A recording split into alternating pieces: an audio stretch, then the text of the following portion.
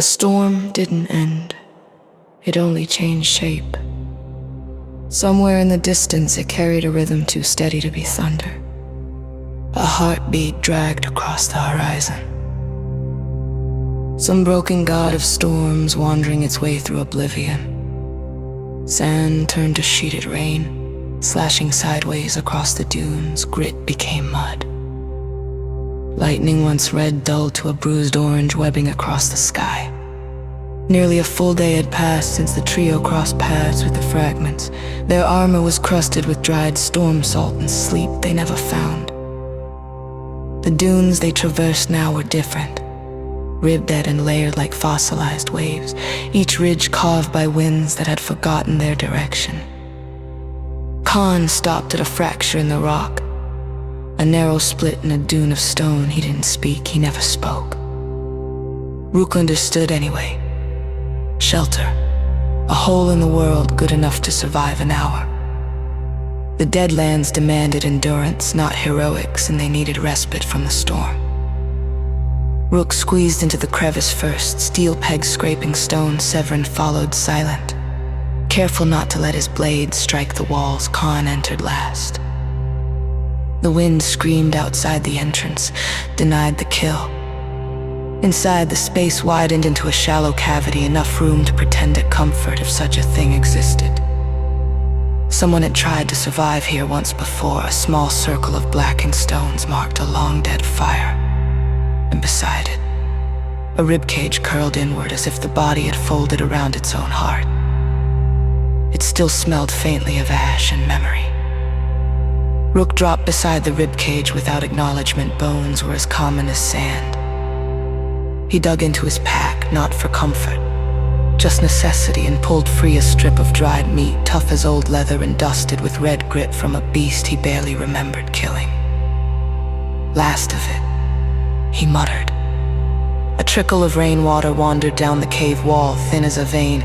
Rook slid a dented tin cup beneath it without ceremony. Water was water. You didn't get picky in the Deadlands. He tore the strip of meat in thirds, tossed one piece towards Severin without looking. Severin caught it midair. Expression unchanged, Rook flicked the last piece toward Karn. Could use a hunt, he said around his own mouthful. He reached back into his pack and drew out a dented crystal sphere. Copper wiring spiraled around it like vines suppressing a captive thing. Inside, a shard of amber crystal floated, held by claw-like anchors. He twisted a knob on the top. The sun splinter woke. Light bled out slowly, a trapped pulse of radiance, a heartbeat made of light. The cave warmed and glowed a deep, muted yellow once. The splinter's brilliance would have been blinding, but this one was old, dying. Rook would need to scavenge another soon. Severin's gaze followed the glow across the blades he'd arranged before him. 2 sickles, 1 chain crescent. The scythe, his motions were exact ritual. He didn't sharpen the blades because they needed it. He sharpened them to keep his hands busy. Rook unclamped his metal leg. The socket hissed as it cooled. The stump beneath was scar-layered, permanently blood-stained. He didn't even bother wrapping it anymore. Relief shuddered through him as the weight lifted. Pain was routine. Removing it was luxury. He caught Karn watching, not out of pity or curiosity, just observation. Beautiful, isn't it? Rook muttered. Karn's expression didn't shift. Whatever voice he once had, silence had taken its place.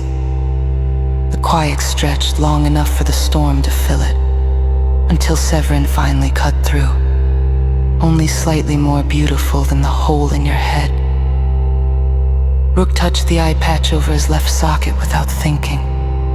Another loss, another scar.